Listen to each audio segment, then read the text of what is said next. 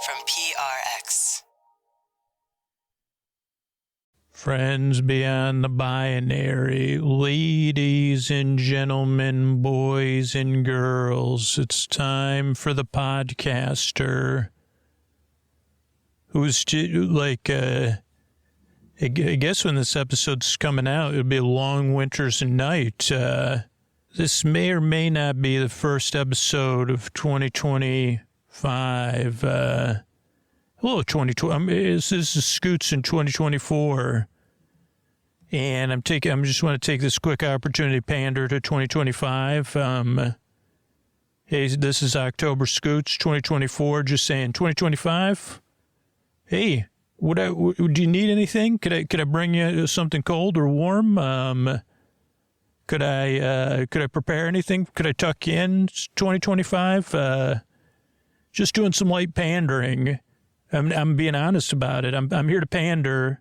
That way I had it, then when we get together, maybe you'll think of me positively, huh? So anyway, by the way, welcome to Sleep. This is not this is a podcast of panders.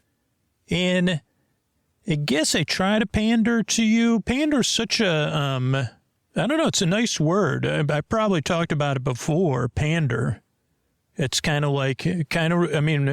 vaguely like a diaper, but other than even that, I picture it as a diaper still, like those diapers, they come tightly wrapped. They're not wrapped, but I don't know why I was thinking of that. It's been a while since I changed a diaper, but man, those diapers, when you take them out of the package, they really do package them in an efficient way. That was an accidental pun pander to diaper packers or the machines, the people that run the machines that pack the diapers into packages, or the person that came up with the idea. Anyway, believe it or not, this is a sleep podcast. I was going to say I'm here to pander to you and but I mean a positive version of it, because I'm here to keep you company and take your mind off of stuff so you could fall asleep, not so much to put you to sleep. I'm here to be your friend and just talk and give you something to barely listen to so you could drift off versus trying to put you to sleep directly. And also, I guess I could talk about it later because I'm already going on and on and on at the very beginning of the podcast, but to pander to those other parts of you that keep some of us awake, that'll talk about later in the intro, but I'm really glad you're here. This show is very different, so just give it a few tries, see how it goes. You got nothing to lose. And if you find out you don't like this podcast, I have a website set up just for you, sleepwithmepodcast.com/no thank you, which has other sleep podcasts and sleepy stuff on there that you could check out. So I'm really glad you're here. Structurally, we got coming up support. Most people prefer this ad-supported version that's free, then a long meandering intro, which is separate from the support, meant to ease you into bedtime. And then, the intro will go on like 20 minutes. Then after that will be support. Then it'll be our Dreaming of Newhart series. So all told, I'll be here about an hour. But I'm really glad you're here. I work really hard. I earn a nice drive, and I really hope I can help you fall asleep. And the people that support the show directly on Sleep With Me Plus or other platforms, or who support these sponsors, are how we're able to be here. Or you could spread the word for free. I appreciate all of you. Thanks.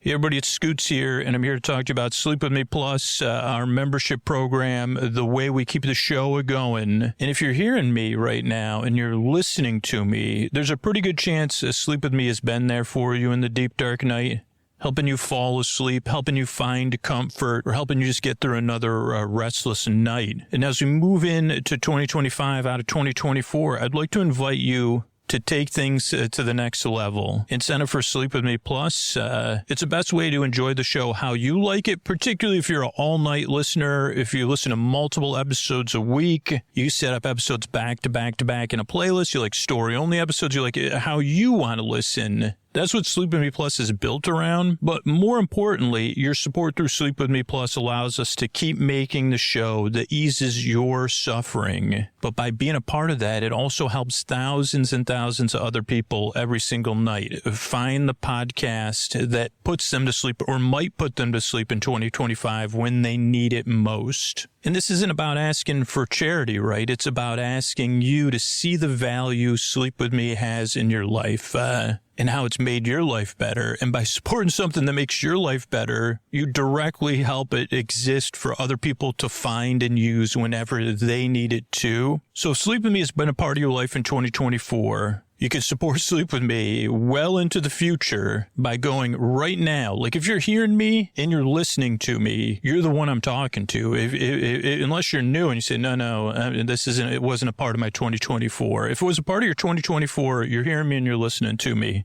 and you agree, go to sleepwithmepodcast.com/plus. If you're counting on Sleep With Me in 2025, you could sign up. You could help me hit my goal. Like my goal really is putting you to sleep in 2025. Just putting you to sleep with this next episode and easing your suffering and discomfort in the deep, dark night. So thank you for making that possible because I love doing it. Thanks. Oh, Mystery Bard, a lot of people help out on this show. Who are they? Posty poster song sounds like a near fall. Wrote the theme song.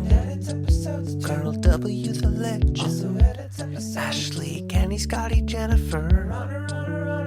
Eric and the team at Astound or on the website. I am the mystery bard. I do the lullabies, yeah. I do commissions at jonathanmann.net. I'll write a song for you. Any reason at all. You can tell me the story and I'll make it personal. You see the kindness shine straight on through. Listeners form their own Facebook group. Keith, Stacy, Sarah, Julie, and Jennifer. These are your moderators. You can support your scooter on Patreon. Buy the merch and support the sponsors. You can find anything you want at sleepwithmepodcast.com. And we're so proud that we could dance. Rusty Biscuit, Lois, Anna like banana. Leah does the transcripts. Thanks, Mystery Bard. Don't forget, if you heard everything I was saying about Sleep With Me Plus, but you're not in a position to support the show, you can get access to Sleep With Me Plus for free by signing up for our referral program. If you want ad-free episodes or bonus episodes or whatever it is, just sign up at sleepwithmepodcast.com/refer, REFER. Thanks. What do you say we slow it down and get on with the show? Hey, are you up all night tossing, turning, mind racing, trouble getting to sleep, trouble staying asleep? Well, welcome. This is Sleep With Me, the podcast that puts you to sleep. We do it with a bedtime story. All you need to do is get in bed, turn out the lights, and press play. I'm going to do the rest. What I'm going to attempt to do is create a safe place where you could set aside whatever's keeping you awake. It could be thoughts on your mind that you're thinking about, thoughts about the past, the present, the future, thinking thoughts. I mean, thoughts about it, like, when you have a vocabulary like mine, which is like expansive, but not like, not the kind of, like, not, I'm not saying that in a braggadocious way. I didn't even just use that word as it, like, I say it's expansive, but very like a thin, but not doesn't have a lot of depth to it. So that's why I say, well, pandering is always negative. Or subtly negative, because you say, well, they're just pandering to you. You say, well, great, that's why I want more pandering in my life. And they say, but they don't really. They're just pandering. Well, yeah, believe it or not, I love pandering. But I mean, in this sense, I guess I should get to more of the point, huh? And then I'll talk about the pandering. But I was just kind of saying, like, because I don't have my phone to look up, like the word. So, okay, what was I saying? Thoughts. So it could be thoughts about this guy talking to you, right? It could be feelings, anything coming up for you emotionally related to those thoughts, feelings that are left over from the day, feelings about something coming up. Could be physical sensations, changes in time, temperature, routine. Talk about pandering. Maybe you work a different shift. Oh boy, do I love those different. I mean, it's not pandering. It's a well, there is pandering not. Is pandering, apparently pandering is inherently not untruthful. I don't know. That just popped in my head. But I love those shifts because I know it's hard to sleep when you're on a different shift or your shifts change. Could be the changing of the seasons, time, temperature, routine, travel, guests.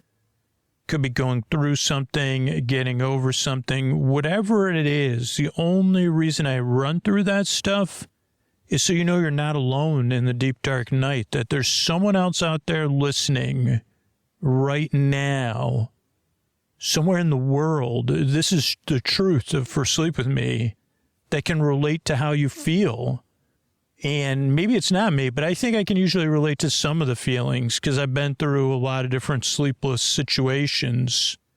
But there's someone else listening right now that's been through something very similar to whatever's keeping you awake, and they're nodding their head right now.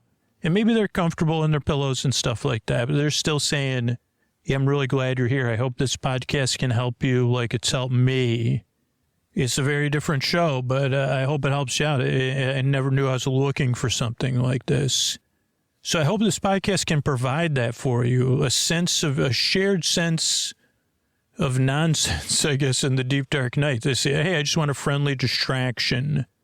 The other thing that's important is that you deserve a good night's sleep. You deserve the sleep you need so your day tomorrow is more manageable, so your week, your month, your year, you're getting the sleep you need most of the time on a regular basis. So you could be out there, and once you're doing that, flourishing. That means the world we are in is a better place when you're rested and living your life. We need you out there. But you also deserve a bedtime that doesn't have to be, that you don't have to dread, that doesn't have a rigmarole, where you could look forward to bedtime or at least feel neutral about it. Like, at least I got that dull guy that rambles about nothing to put me to sleep.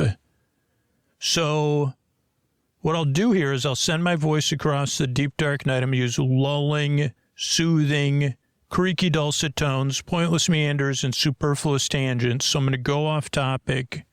I'm going to get mixed up, forget what I was talking about. Then I'll have words pop in my head. And I'll say, what was that word I was talking about? Poupon? Like gray poupon? I think that's just a brand. I don't know if that's a word. Well, thinking about it, it's the worst word they could have came up with. Like, that's if you go to somewhere, I mean, I never would have thought of this. I'm sure maybe somebody comedy did this. If you went to a world with it, like anywhere on the planet, I mean, I'm sure you could find the correct translation that would fit this. It wouldn't be word to word, right? But let's just say I could, do that thing from that movie where I flash and you say, I remove all references of Grey Poupon from your brain, right? And you say, okay, I want to tell you about this new product. I'm bringing you in for one of those things where you come and sit in the room, feedback loop or whatever it's called. And I say, okay, we're gonna pitch you some names for some new products, and then we're gonna talk to you about them. Are you ready? I'm ready. Okay, well, the only product we're talking about today, we're going to tell you the name of it, and then we're going to pause, like it's a sleep podcast, and then we're going to tell you the category, and then we'll base, this is one of those ones where we just base it on your body, like your facial and physical reaction, so you don't even have to give us feedback, and say, okay, are you ready? I'm ready. Okay, the name of the product is Grey Poupon. Can you repeat the name of the product? Grey Poupon. Okay, great. It is a food product. And then they the person that actually was like, we got great feedback. They don't work there anymore. I could tell you that much. They proved me wrong actually. And I get it. It's supposed to either is me. Is that really the thing? Is it really? Maybe I've got it wrong. People are laughing maybe because it's like, no, that's not the name of the product. Then the person would say, so you already decided based on my physical reaction? Oh, yeah. Well, what kind of product is it? Mustard? Dijon mustard? Okay, in that case, like you said, poupon, right? Not poupon. Right. Gray poupon. But it's not gray, right? No, it's in a glass jar. Okay, I guess I don't know. Maybe what about Gray's poupon? No, because then we were thinking, that's too associative. Here's a question. I thought I was listening to a sleep podcast intro where he was just trying to explain, he was trying to explain pandering, and then he went off topic again. Oh, could you tell me more? Well, yeah, it's a podcast that you just barely listen to, so maybe he was just giving an example of that by accident, but so it's almost like TV on in the other room, or sand slowly slipping through your hands, or out of focus picture. You just kind of barely listen. You can listen to it, but you don't have to listen to it. It's different. Kind of like listening to our conversation now, and where you're just like, okay, I can see that, but I don't know if it makes any sense, but it kind of makes sense. Right, kind of like naming a food product. Great. Anyway, this is all parody and whatever. I don't need to hear from anybody. Love that product. This is all, I do. I think I have a generic version, to be honest, in my fridge, but, whatever. It's a premium brand. Wait a second, you said that product you just named, it's going to be a premium food brand. Oh, yeah. In that category, other than bespoke mustards, it'll be the best. Okay, I could see. I can't see that, but I'm just here. I thought I was listening to sleep podcasts anyway. Yeah, so it's a podcast you don't really listen to. Also, strangely enough, it's a podcast you don't even. Most people, even the people that really like it, most people don't like it on the first try. You got to be kidding me, really. Yeah, it takes 2 or 3 tries to get used to the show because most people arrive skeptical or doubtful. They're like, I'm not so sure about this, but he's going to just talk about mustard and pandering? No, that's just the beginning of the show. That's when he's barely getting going. Okay, then that's going to put me to, I thought it was a sleep podcast. He's not going to count down or read something. Well, he may, but no, it does take some getting. It's not like anything you've ever heard before. Okay. So it's not like is there any countdowns or raindrops? No. Okay. So that sounds different. And most people don't like it the first few times they listen to it. Some people loathe it when they first listen, but most people are just like, what am I listening to? But then on the second or third try, they go, oh, now I get it. He's serious about being silly and meandering, and that his show's always never getting started. When he said my other bog's a toboggan, that he was going to make that a bumper sticker, it made perfect sense to him, even though it doesn't make any sense at all. And so, yeah, okay. I could try, what should I do, though? So give it a few tries, see how it goes. If you decide after the second or third try you don't like the podcast at all, check out sleepwithmepodcast.com/no thank you. But yeah, know that the podcast doesn't work for everybody. But there is a huge number of people that it didn't work for first until they kind of let go. And some people even took years. They listened to it and then they came back 2 or 3 years later. But it's usually like one of those things that's like, oh, okay. I do kind of like this, kind of like the flavor of the mustard we're talking about. Now you're really reaching, I think. Okay. So tell me more about this. Give me some more good news. Okay, so it's a podcast you barely listen to. Most people don't like it. Even the super fans didn't like it at first. Also, it's a sleep podcast. It's been around for 11 years. Doesn't put you to sleep. It's here to keep you company while you fall asleep instead of putting you to sleep. It's here to be your bore friend, your bore bae, your bore sib, your bore bud, your neighbor, your bore bestie, your bore burr, your bore bee, He thought of a new one. Boris Borloff.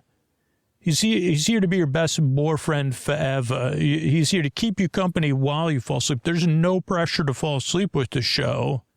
The episodes are over an hour because there's people who are listening who need a break during the day or who can't sleep at all. So I'm here to the very end, whether you're awake or asleep, to keep you company, whether you're listening or not. And that's kind of one of the things that kind of works about the show. Okay, anything else I should know? Yeah, did you know we're both running a focus group within the imagination of a sleep podcaster? Wait, I don't know what's worse, the name of that product or the fact that we're both running a focus group. It took him 20 minutes to realize and remember the word focus group. Yeah, we're all in it together, I guess. But okay, so tell me more about I may have to, if I'm within his imagination, I might have to start listening. Well, remember, it'll take two or three tries, even though you're a resident of his imagination. Okay. The structure of the show also throws people off, and the show's very malleable or adjustable, but it's built in a certain way to benefit the most amount of people. Okay, tell me more.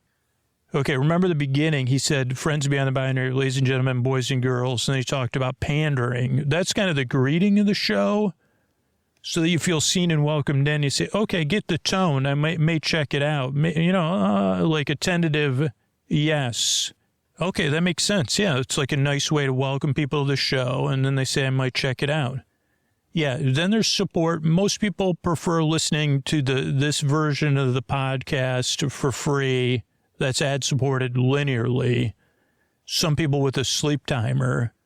Okay, I don't know if I understand any of that. Yeah, you like as you become a regular listener, you'll get an idea what works for you.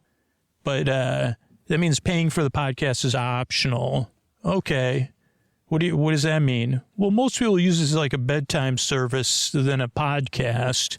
So, but so that's the way it can get out to the most amount of people that use it to fall asleep. Okay. What happens then? Well, then there's a intro, which is separate from the support. It's a show within a show, about 15 to 25 minutes long, where he tries to explain what the podcast is, and then he goes off on meanders, and it's different every time, but it follows the same structure.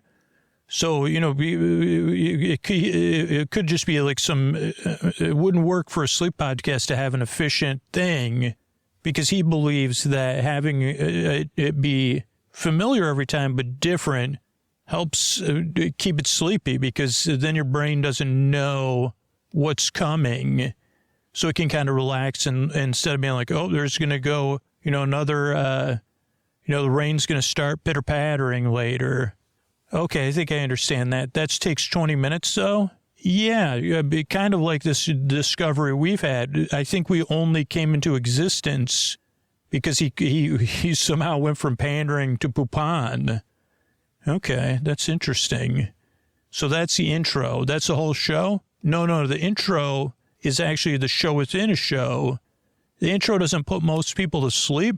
Most people put the podcast on and they start getting ready for bed, or they're in bed getting comfortable, or they're doing some sort of chill wind down activity. And then the intro is kind of like a buffer while they're doing that to ease them into bedtime. Oh, kind of like a bedtime routine, right? Oh, yeah, exactly like that. Yeah, ease them into bedtime, just like it has worked for the podcaster who we're somehow speaking in the third person about. And it works for him most of the time. And I don't know, the intro is kind of a familiar time, like where everybody kind of hangs. Now, there is a small percentage of people that sleep through the intro or fall asleep during the intro. We're happy for them. There used to be people that skip the intro, but then there's a story version of the podcast that comes out. So if for some reason you don't like the intro, you could just listen to Bedtime Stories from Sleep With Me. Or if you subscribe to the show, like you get story-only versions of every episode. Oh, so that's what it's adaptable. Yeah, so then after that'll be support, then there'll be our bedtime story. But yeah, as far as adaptable, most people, like we said, listen to this version of the show, but there's some people that only listen to intros, only listen to stories. There's people that subscribe that listen all night long. There's people that make playlists of just their favorite styles of episodes. But starting out, you just give these a try, and then you kind of develop a preference from there. Okay, that sounds good. Anything else? No, I mean, he's going to take, I'm really glad you're all here. Even these two focus group people within my brain. And, we all work really hard. Even the focus group. I mean, can you imagine?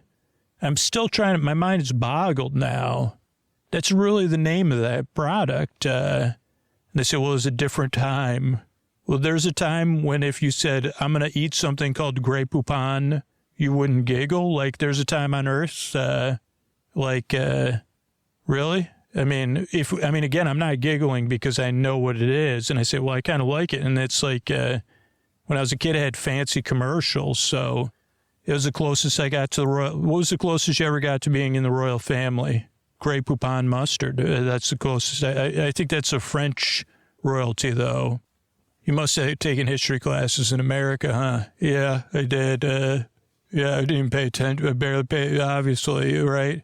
Does come in a glass jar. It used to come in a glass jar. There are versions in a glass jar. So, okay. Well, and, so we're really glad you're here. We work really hard. We're a team of people work on this show, believe it or not, because we really hope we yearn and strive, really want to help you fall asleep. So thanks again for coming by. And thanks to the people that take action, whether you support the show directly or you listen to these next sponsors coming up and you support one of them, or you spread the word about the show, because that's what keeps the show coming out twice a week. Thanks. All right, everybody, it is time to talk about tonight's sponsor, Dave's Killer Bread. And breadheads, fasten your taste buds. I got to say, this is a sponsor I'm incredibly excited to be working with because I've been eating this bread for years. I absolutely love it. So it's time to set the stage for an amazing year with Dave's Killer Bread as we launch the inaugural Rock Your Reset from Dave's Killer Bread. So get those taste buds ready because it's time to rock your reset with killer whole grain nutrition and prizes that could rock your whole year. Throughout January, Dave's Killer Bread will be delivering weekly epic prompt text alerts to their SMS subscribers, plus new signups who opt in through the sweepstakes offer. Text RESET to 73876. Enter for a chance to win 3 VIP concert prize packs, including a luxury hotel stay, concert tickets for 2, VIP merch, pre-concert dining experience, and full transportation. No purchase necessary. Visit daveskillerbread.com/reset for details. And this bread is absolutely delicious. It's power-packed with whole grains, fiber, proteins, killer taste and texture. But it's organic bread that actually tastes good. So you got to get in on this Rock Your Reset. Visit daveskillerbread.com/reset for details. There's no purchase necessary. Visit daveskillerbread.com/reset for details. Thanks, everybody. Everybody, this is Scoots here. Welcome to Dreaming of Newhart. We're going to turn things over to Bob Roberts, a person they're working with, and their AI assistant, who all apparently exist as part of a, what is that ever called, parody or the other thing, Within My Mind. And what they're going to do is, this is based on the idea that the sitcom from the 1980s and 1980s sitcom Newhart was all a dream being had by the character from the Bob Newhart Show, Robert Hartley. The main character on Newhart is named Dick Loudon. And because all this exists within my mind, we've been given access to their private sessions because they're like I have full disclosure. So I'm gonna turn things over to them. Hey, Bob, it's good to see you again. Oh yeah, I wish I could say the same. I was thinking, have you thought about if you'd like me to call you Bob or Robert? But well, I prefer. It's neither an option. No, Bob. I'll just go with Bob then. That's fine. You know, Bob, I was thinking, welcome back. I mean, we took a little break for the holidays. Yeah, it was great. It was great. Well, I was thinking, what if we did stuff different? Because I'm really curious what your holidays were like. I mean, the last time we spoke was just right at the cusp of the holidays. And I'd love to hear how your holidays went and then hear about your dreams and then look at your dreams. Okay. Okay. And thank you. You did forward me some of your dreams this time. So I appreciate that. And you know, I think this is even funner. You gave them to me out of context, so it'll be good. Okay. Well, I have my notes here. So we had, I had my last group of the holiday. I don't know. This gets mixed up with the last thing we talked about. So I'll just go through what I remember. Again, I'd just like to underscore that this is how I run my business. And even though I'm here to talk about my dreams, and I know this is a service to other people, and that's why we're doing it, I really don't want you to give me any feedback or make any faces about how I run my business, helping other people, or my practice. No, it's fine, Bob. I really, like, as much as you, yes, that's fine, Bob. I was going to say I'm not in judgment of you, but I'll just say that I agree. All right. Well, I'll try to not make any assumptions either. So we had our last group. This is a whole group. This one group is really large, and we had our group share or last group session before the holidays. And I don't know. Sometimes I see myself as a role of the contrarian. Sometimes I see myself as a shepherd. Maybe sometimes I forget myself. But I did notice that everybody was having non-positive things about the holidays. And I first was like, hey, can we just talk about the good things about the holiday season? And everybody gave me a dull stare. And someone even took me to task. They said, name one good thing about the holidays. And I said, well, gifts are good. I like gifts. I like snow. I like people who ring the bells and are helpful to other people. And most of them were they could find things, obviously, in their experiences that were contrary to my positive views of those things. And even people who were having a SOMATIC reaction, a couple people to and I said, okay, let me tell you what my gift to all of you is, which is there's no charge for today's session. And everybody was pretty happy, and it seemed like it ended on a good note. Next thing I know is I went home. My wife was in, my wife, she likes to dress. She has her own sense of style. And, as I talked about this, sometimes but right now she's being herself. So she was dressed in something like a sailor suit, but not as cosplay. And not as romantic play either. But I mean, it did. Anyway, she gave me a kiss as soon as I walked in the door in a sailor suit, or more of a sailor jumper. And she could kiss me, and I said, "Oh boy!" And I said, "What's that about?" As soon as I opened the door and stepped into the threshold. And she said, well, it's mistletoe above you. I said, oh, okay. But then as soon as I walked in, she gave me another kiss, a non-mistletoe kiss. And I'd been out shopping. The stores were really crowded. It took me 10 minutes just to check out. Then we started going over gifts that we were giving to family, my family in particular. And she's really good at all that. So she was talking about the people we still had to pick gifts for. And typically we give them a fruit basket. And I said, well, did any of them give us gifts? And she said, no. And well, I guess it's just who I am. I was like, well, why are we giving them gifts? And she kind of was like, come on, Bob, Robert. And they said, okay, well, they haven't given us any gifts ever. Like, let's give them a fruit basket, but not, the least expensive one. And so we agreed on that. Then she said, what about a gift for Howard? And And then we talked about giving him shoes. You know, she was like, I don't know who came up with the idea, now to be honest. I was like, well, what size shoes does he wear? Now, whoever came up with the idea, and I'm saying it probably was my wife, but it could have been me. It was very, very thoughtful.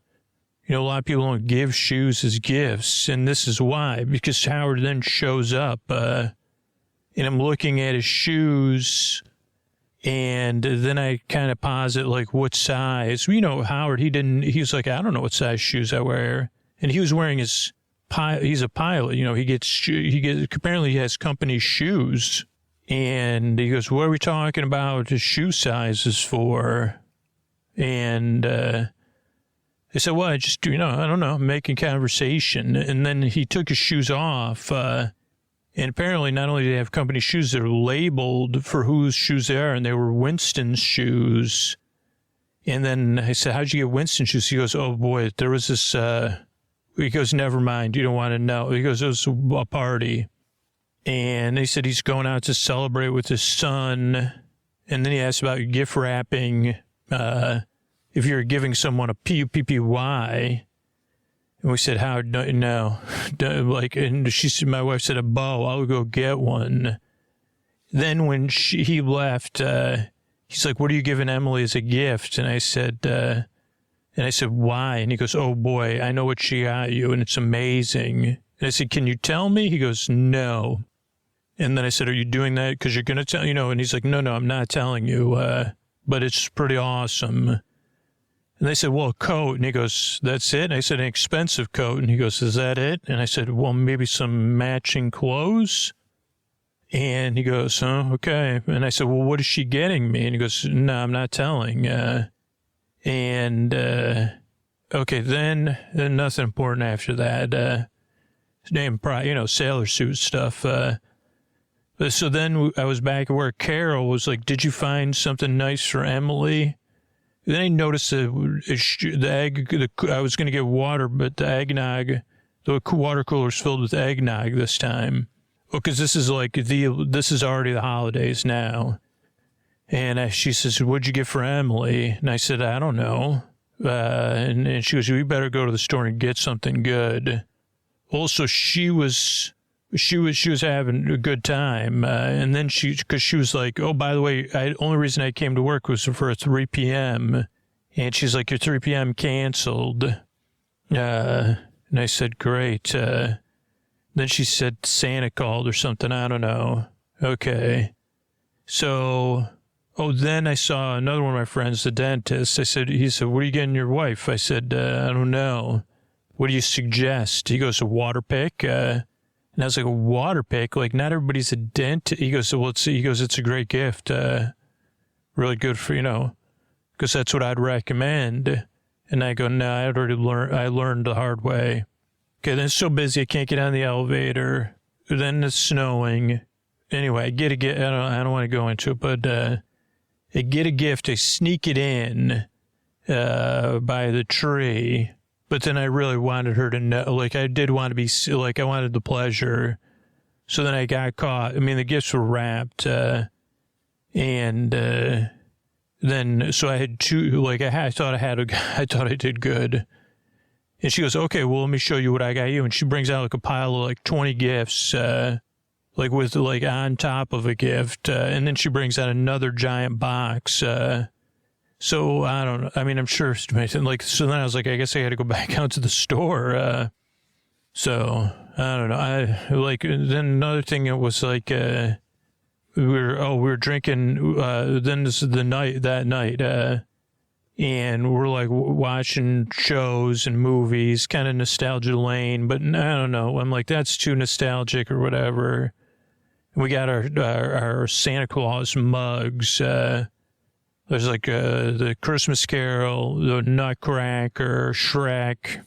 Then there was like that show Glow. Then I was making jokes about Perry Como.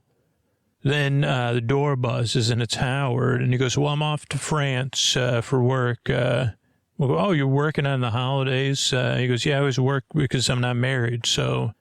Then the married people can spend time with their families. And And say, okay, well, how long, what are you going to go to the airport? He goes, yeah, I'm just going to the airport and sit around. I got a flight in 6 or 7 hours. I'll just sit around the airport. Hint, hint. Oh, Perry Como looks great. Oh, by the way, thanks for the fruit. And then he says, what do you guys drink? And we say hot toddies. And he goes, oh, I can't have a hot toddy. And I say, I can make you a warm cream soda. That's about all we have. And anyway, I don't know if this was when Howard was there or not, but we were thinking about all the things we were grateful for, but also the fact that, we were just the two of us and Howard, and Howard wasn't going to hang with his son. So I was like, man, this is there's something missing, from this season. Kind of a contrast. It's weird because at Thanksgiving I was talking about, in our one session, but so I said, let's have a party, Emily. And I realized, again, I called all my clients that I knew would not be having a good time. I invited them all over. And let's just say that for them, it seemed like they're having fun, like at first. And then one of my clients, he was like, do you have a restroom? It reminded me of that sleep podcaster that always uses that term like with other adults, and they always say, no, I have a bathroom. And I said, no. And he said, well, which the men's room, and I said, it's my home. It's more than you're not at the office. And he said, I was kind of joking, but you didn't get my joke. So then he started feeling down. So I was like, Emily and I were like, we got to get this party going. Because, it's my clients. I can't get it going through, booze. So then we talk about, well, let's sing some holiday tunes. And then we kind of debate. Everybody has a relationship with a tune. And, oh boy, so we can't sing that one. Okay, no, we can't sing that one. Then the client that was using the restrooms, like, I kind of broke something in there. You're going to have to call a plumber. I stuffed a towel in there, but, so then everybody's having strong feelings. And then this, breakthrough happens. Because everybody's like, I said, this seems like everybody's having a terrible time, and I think it's my fault. And everybody goes, oh, I thought it was my fault. So everybody's like, yeah, is anybody having fun? No. Well, but it's my fault, this party host. And that kind of gave everybody freedom to be like, have a bad time when it's not your fault. Change the whole tone of everything. Because everybody had a different reason why they were making the party unenjoyable, or they couldn't enjoy the party.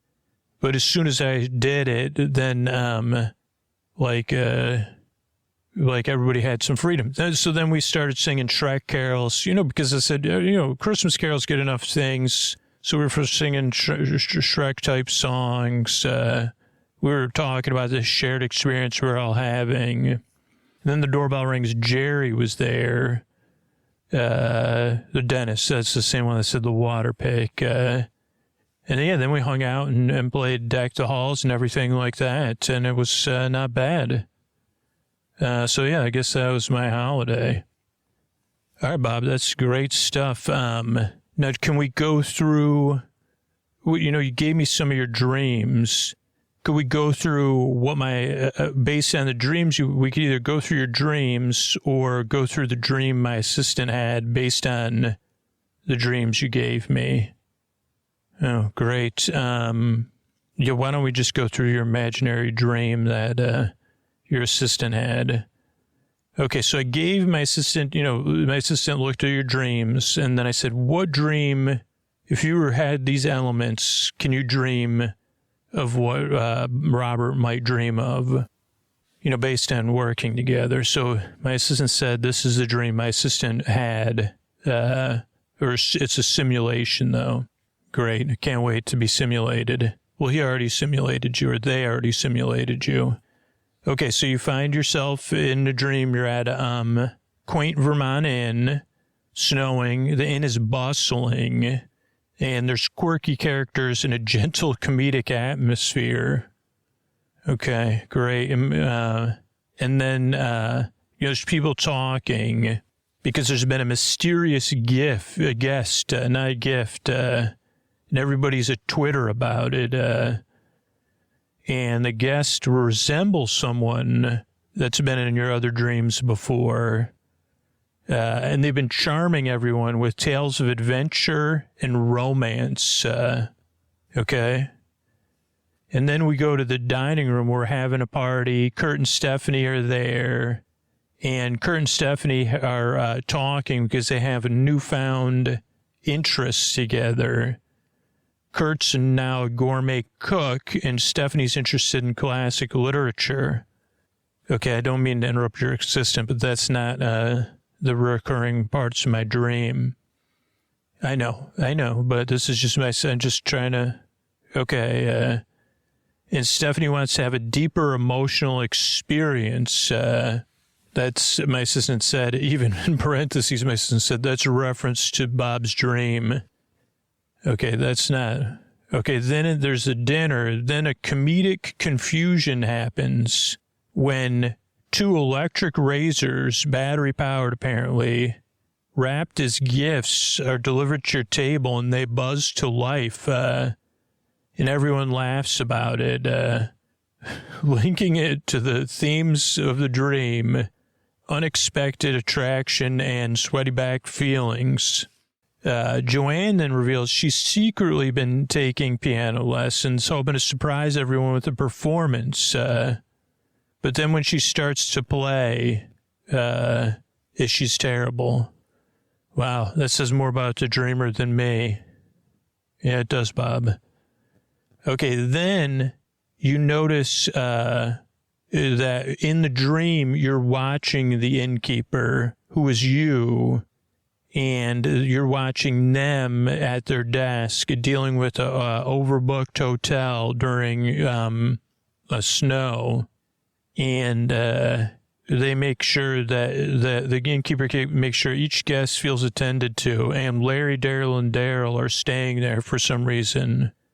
And then the dream highlights in a lighthearted revelation where the mysterious guest is revealed to be an actor researching a role for a play about an inn similar to yours. Everybody's amused and delighted by the twist, and they celebrate by a toast led by you, capturing community and camaraderie. Okay, that's not, I mean, isn't that the same dream? Like, your assistant's not very good at dreaming. Wow, Bob, that's, I mean, it's a similar dream than the last time, right? Well, Bob, you're right. The last dream was a mysterious guest. Well, is it okay if my assistant keeps trying? I guess. I mean, it seems like it's hard for your assistant, but I guess I'm fine with it. Okay, Bob, so let's, let me just talk to my assistant, and then we'll go through your dream, and then we'll go through the analysis of the dream. How's that sound? Sounds fine. All right, Bob, are you ready to get back to work after that break? Oh, yeah, but you were the one that called the break. Oh, okay, I wasn't. Thank you, Robert. So I wanted to go over your dream now, and I realized we were doing this out of order, but let's, can we talk about your dream that you had? Yeah, sure. I'm happy to do that. Okay, so I had a dream. We're having coffee. We're serving coffee and drinking coffee in the lobby. So this is, again, we always talk about these dreams I'm having, recurring dreams. And there's guests also having coffee. It's cold outside, so some people are wearing coats. And I don't know, I'm in a particularly good mood, greeting guests. And Kirk comes in. He's very cold. And he says, hey, and he says, do you have any old furniture or books? Because I need some wood logs. And I say, I have some logs I could give you. He said, well, what about a chair or something? And I say, why don't we just use logs, man? He goes, that's fine, but no one uses these chairs anyway.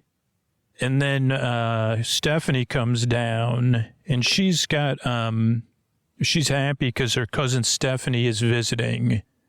And this is the Stephanie from the future Stephanie that will work for us in other dreams. So it's kind of weird. But she's a recurring character in my dreams, but in this dream we haven't met her yet. Okay, Bob, I'm sorry. So this is the Stephanie that will work for you in the future, but she doesn't work for you now in the dream. So she's a recurring dream employee in the future, but not currently in the present in your dreams. Yeah, I just want to point out, though, that when you say dream employee, I would say an employee that appears in my dreams because she's not a dream employee. Okay, I think I understood that anyway, but noted. Okay, so back to the thing. So my dream. So Stephanie's visiting Leslie, and she's not feeling great. Stephanie, that's why she's visiting Leslie. She just decided not to she changed her mind on a relationship. And so they're so she's trying to get some time for herself with her cousin. But Leslie says, hey, let's hang out with Kurt too. Then the other part of my dream is that kind of goes through the dream is that my wife, my dream wife, who is a dream wife, I also have a great wife that's a dream. It's fine, Bob. We've been working together. But George has access to a free piano. And my wife says, we can get a free piano. How about that? And I said, well, who's going to play? And my wife says, well, you could. I said, no, I didn't follow through on my piano lessons. And my wife says, well, maybe I'll take lessons. It'd be great to have a piano around here. Somebody could play it. And I don't buy that she's going to do it, but I reluctantly agree. Then Leslie comes down with Stephanie, and Stephanie meets George and Kurt and everybody else. And she says, yeah, I'm not, I'm going through a tough time right now. And I'm not the life of the party. George says, you know how that is, Dick. And I say, and Kurt says, don't worry, Stephanie, we'll help you. We're good friends. There's a lot of, she says, do you never, then I'm sitting in the lobby. I forgot to tell you this actually in my pre-planning, but I'm reading I got it all here in my notes. I was reading an issue of Writer's Magazine. And I'm sitting on the sofa type thing we have in the lobby with George, and he's staring at me reading Writer Magazine, and he's almost reading along with me. It's very distracting. And I said, "Do you want something to read?" He goes, "Oh, I read everything except for the magazine you have." And he just talks about how bored he is. And he goes, so I wish I went with Kirk and the girls. I get Kurt and Kirk mixed up. I don't know. I always call them both in the dream. What's his name in the dream? Well, I don't know. Kirk, I guess.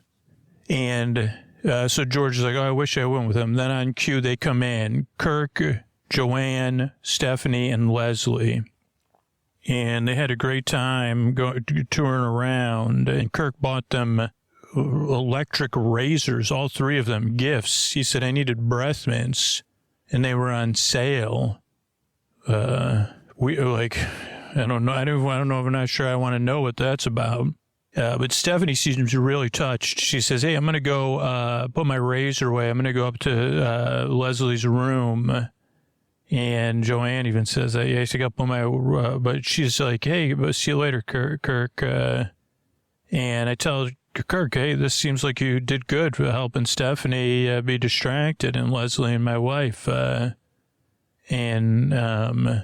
Then we talk about relationships, the three of us. And I say, I was in a similar situation. I thought I was going to be in a long rest of my life relationship. And I didn't think she was into it. So I said, maybe we should think about this. And she's, George had a lot of questions about it. But she decided, she decided to send somebody else or whatever. So then, next thing I remember is a piano getting delivered. And my wife's very, very excited about it. And the piano people, the delivery people are like, don't worry, we'll be back. They say, any of you play the piano? My wife says, no, I'm going to take lessons. And they go, oh, yeah, really? Yeah. And she goes, yeah, I've always wanted to learn to play the piano. And I even go, can I pay you? And they go, no, you could just pay us when we come back to get it. Don't worry about it. And my wife takes that as a challenge and says, oh, I'll learn it. She says, why don't you play a little? Aren't you excited? And I mean, I can barely play anything. Yeah, so I could barely play a couple notes. Even though I took lessons, I just didn't do any lessons, you know. So I just play something basic, like one where you like roll your knuckles along the things. Sure it has a title, but it was like probably like lesson 4, they teach you that. And I'm not going to be honest, I wasn't very good. I mean, I was pleased with myself. And George's like, wow, you can really play the piano. So I say, come on, honey, why don't you sit down on the piano and play? And she kind of taps away, just, playing the piano like a kid would, just tapping. And she goes, she has this big smile and says, this is going to be great. I'm not so sure. Then Stephanie wants to talk to me, borrow a book from the study, but she really wants to talk to me in private. And so she says, can you help me find the book? And I said, sure. And she goes, I didn't come here for a book, really. I came here to talk to you about some strong feelings I'm having, like my back is sweating. And I said, oh, well, have you been exerting yourself? And she goes, no, I'm talking about the kind of exertion that would make my back sweat. And I said, like a CNC Music Factory song? She goes, I don't know what that is. And I said, I guess it's I don't know, maybe I was thinking about dancing. And she goes, well, it's not dancing, but it's a metaphor for dancing. And I said, what? And she goes, dancing could lead to this. And I said, well, wouldn't your back already be sweating if you've been dancing? Are you sure you haven't been dancing? And she goes, oh, Dick, you're so silly. Don't you know what I'm talking about? Pission. And I said, you mean Passion? And she goes, yeah. And I said, wait a second, this is getting, so I make sure there's a chair between the two of us. And I realized, I don't think this was it was a discussion dream, not a dream. My back was not, now my back was sweating in the dream because I was uncomfortable. But then she said, it's ignited in me.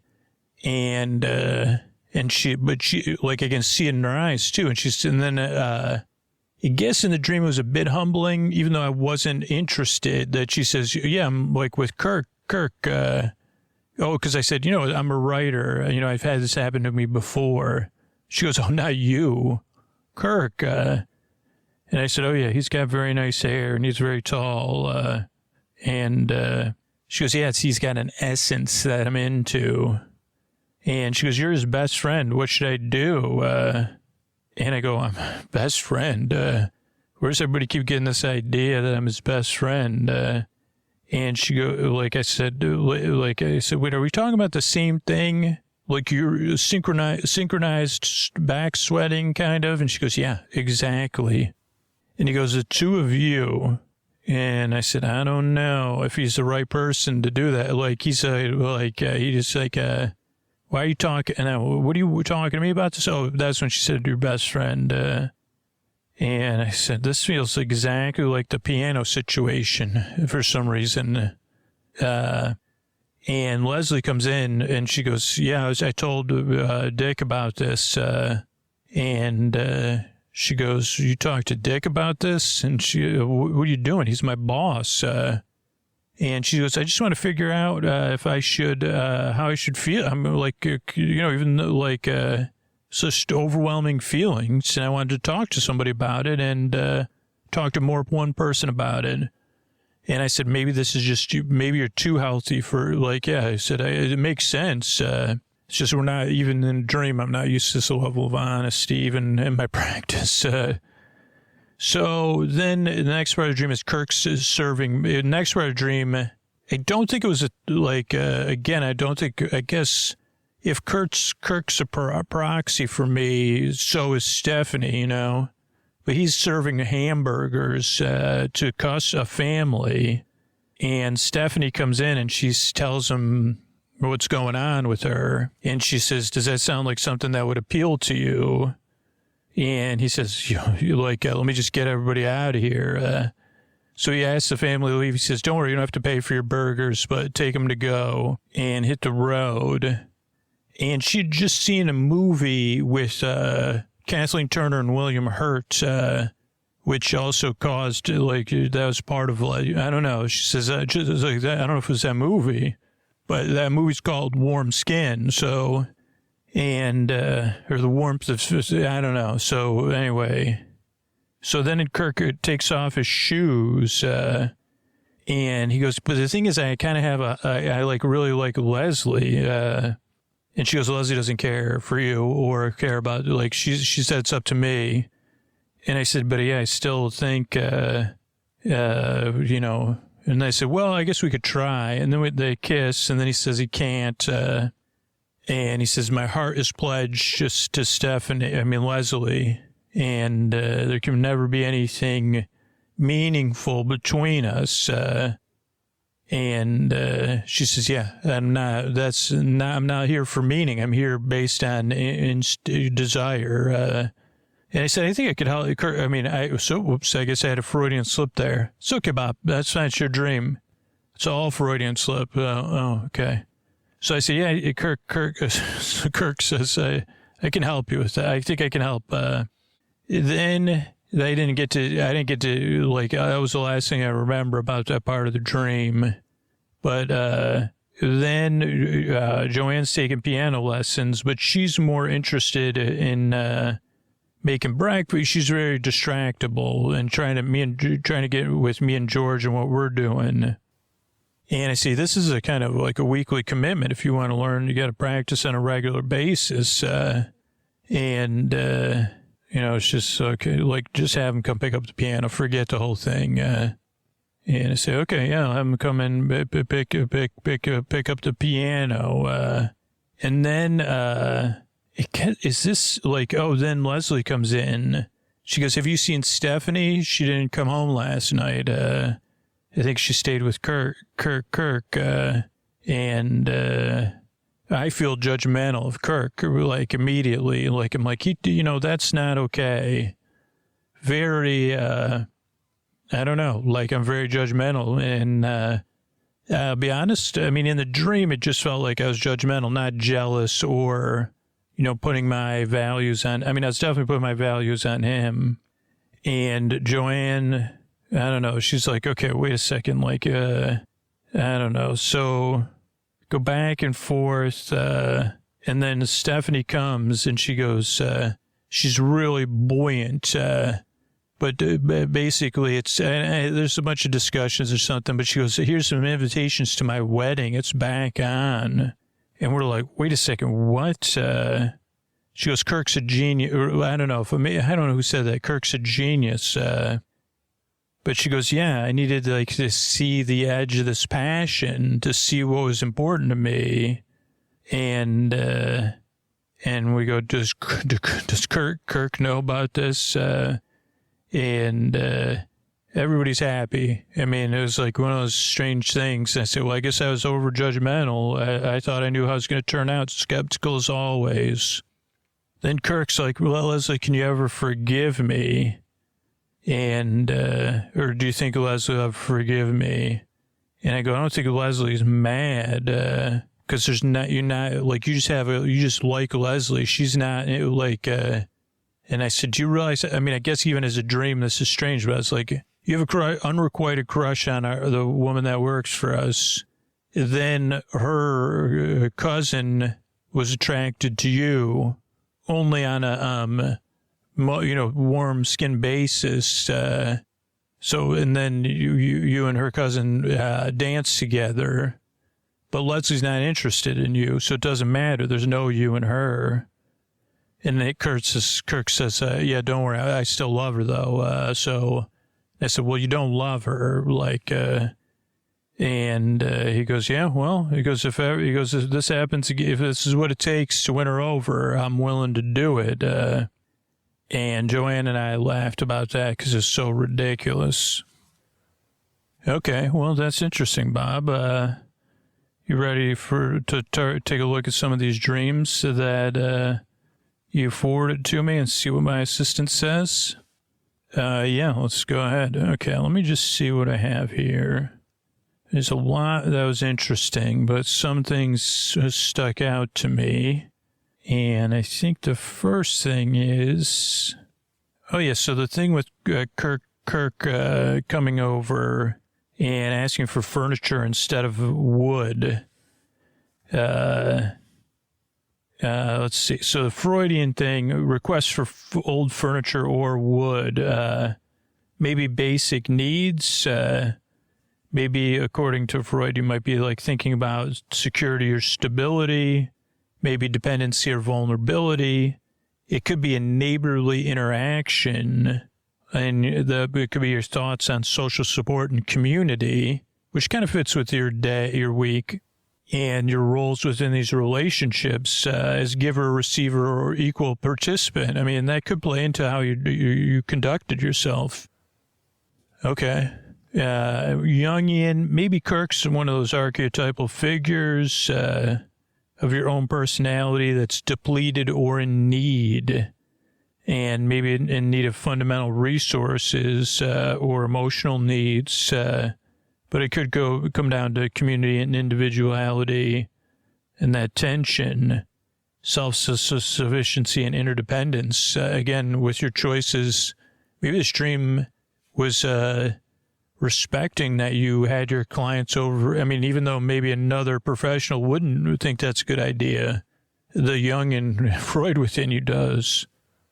Astrologically, Saturn, it could be bringing up themes of scarcity, personal, maybe, my assistant tends to forget your charts, so it could be a symbolic resource management. I'm not familiar with this, but my assistant says emotional warmth. Maybe you want more warmth or structure. It could be thermodynamics in relationships, symbolizing the temperatures of things. So you don't want to be too cold or distant. Historical contextualization. Maybe you're thinking about scarcity. I don't know. The next thing we thought about is the piano. We thought that was interesting. Yeah, let's see. Piano could be a symbol in Freudian expression, creativity.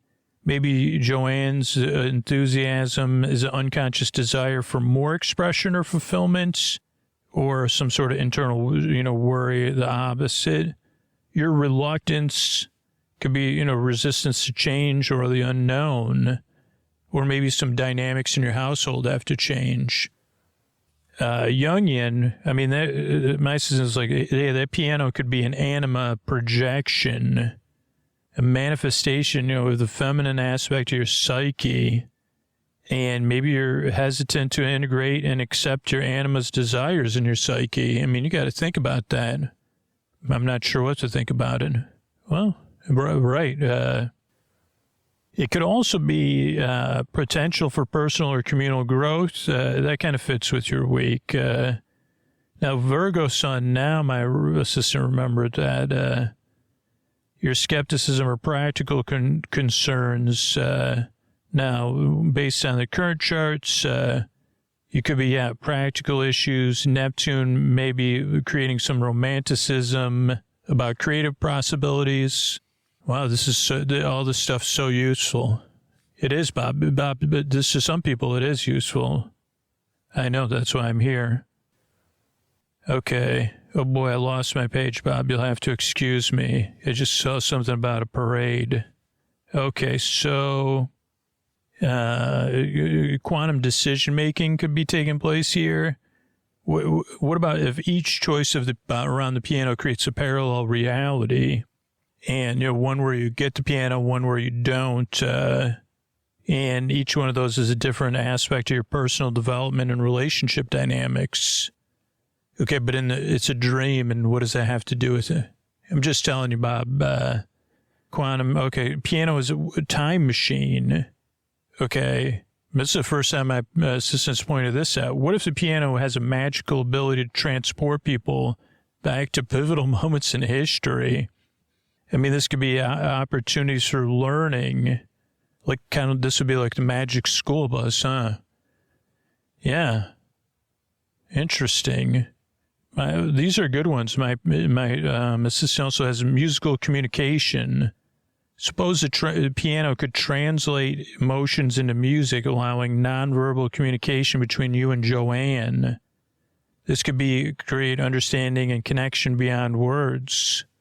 This is actually good dreams for your assistant to be having versus the fake dreams your assistant had. Yeah, this is, Bob, but we're in new territory this week. So my assistant is almost dreaming that the piano's a time machine and an emotional communicator, also an eco-psychological symbol, a living entity that improves the household's ecosystem by lowering stress through music, enhancing emotional well-being, and fostering environmental connectivity throughout the wood, because it's made of wood. Wow, your assistant's on point here. I mean, in a dream circumstance. Yeah, let's go on to this. I'm excited now.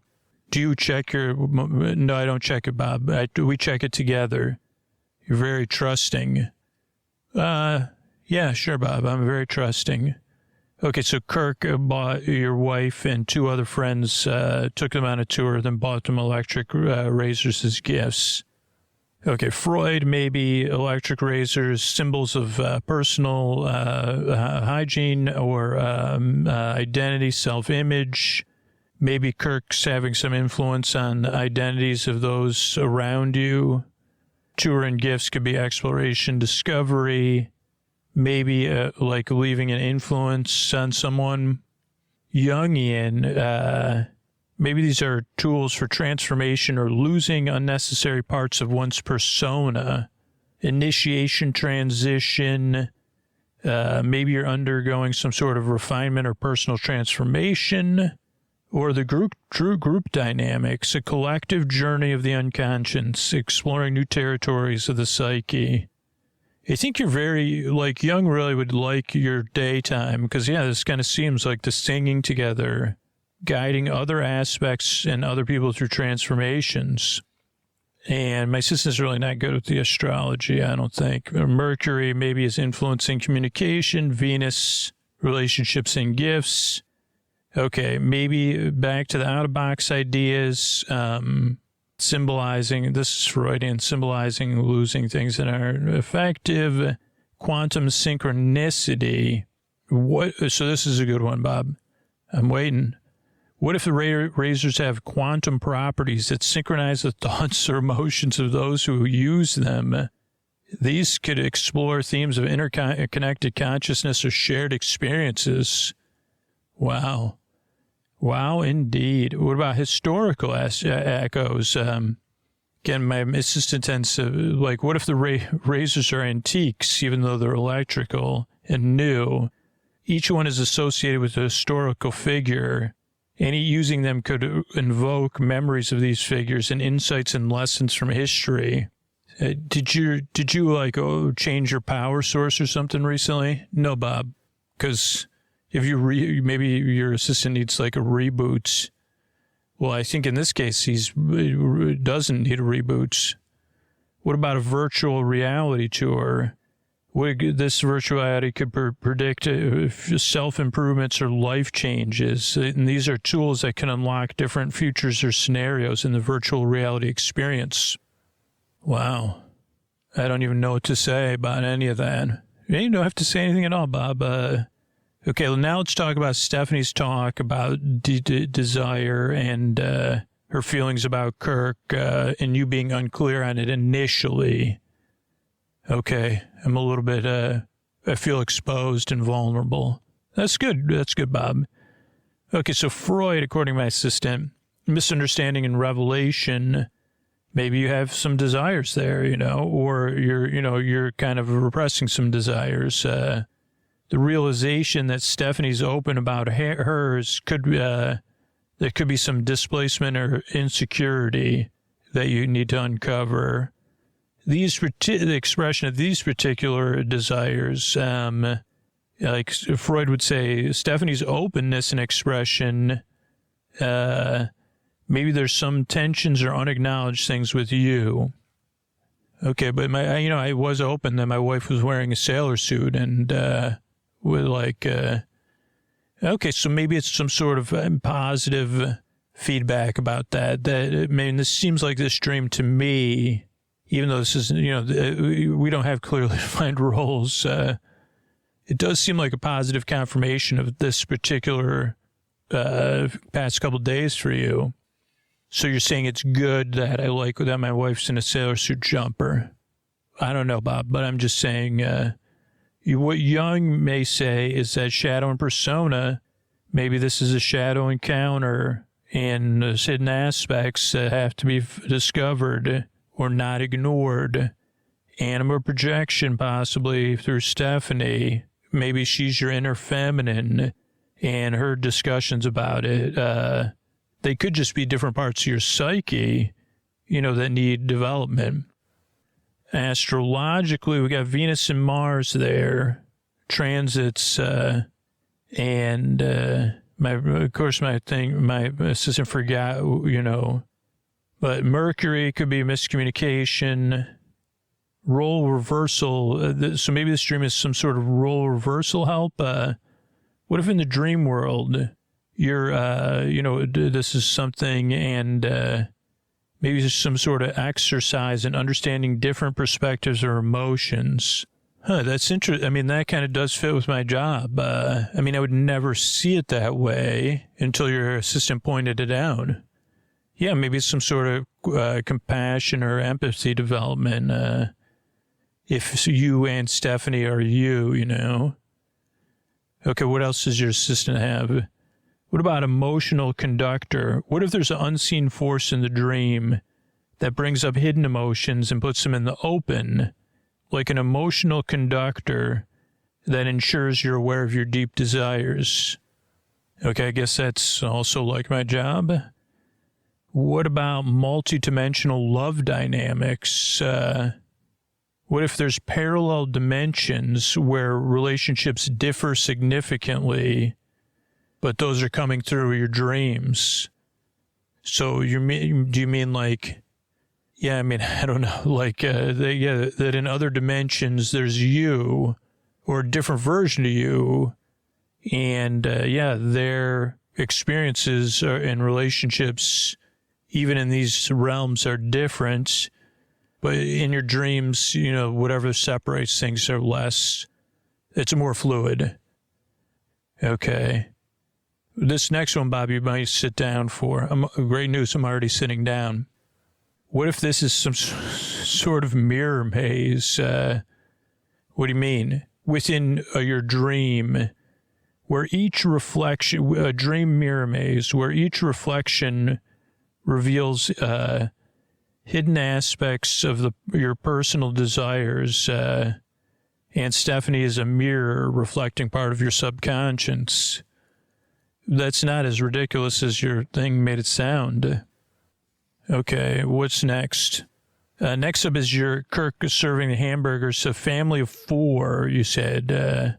And Stephanie comes in and expresses her desire, and then Kirk has the family leave. So Stephanie's expression, again, we kind of talked about that direct expression instead of repression. It could be unexpressed desires in you, as some sort of latent feelings. Kirk having the family leave, maybe it's some sort of mechanism where you're not comfortable with some sort of uncomfortable feeling, and you're trying to maintain decorum over a situation that you're not comfortable with personally or socially. Jung might say archetypal dynamics.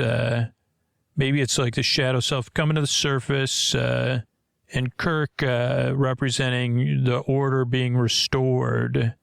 Could be some sort of thing with your anima and animus, and is a conventional setting challenging the reaction, the restaurant with the family eating there.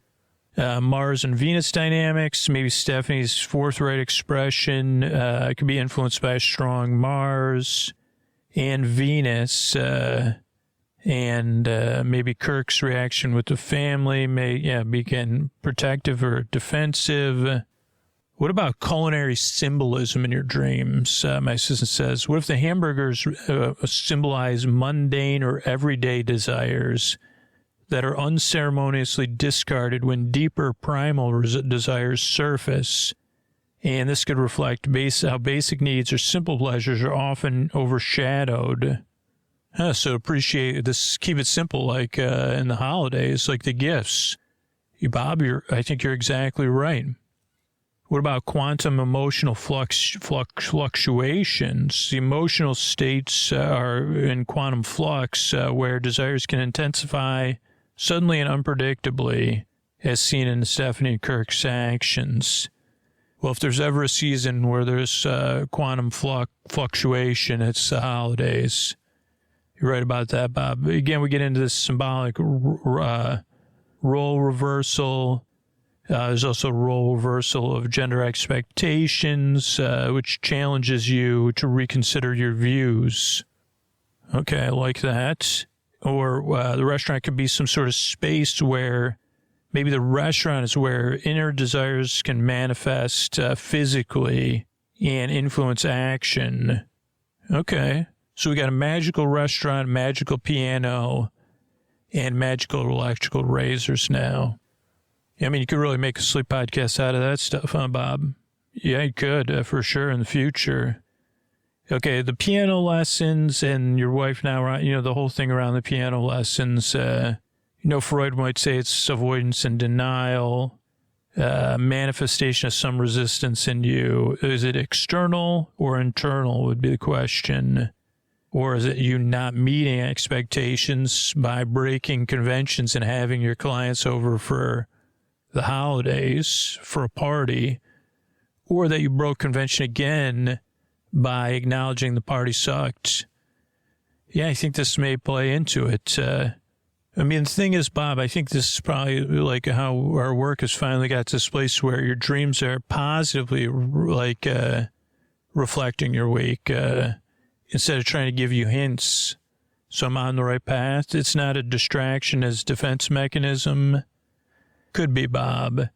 Again, Jung's going to see it as, conscious versus unconscious, or some sort of reluctance and denial. It could be Mercury retrograde, because we don't know, since Joanne's a part of your if you knew Joanne's birth dates in your dreams, that'd be helpful so we could do her charts.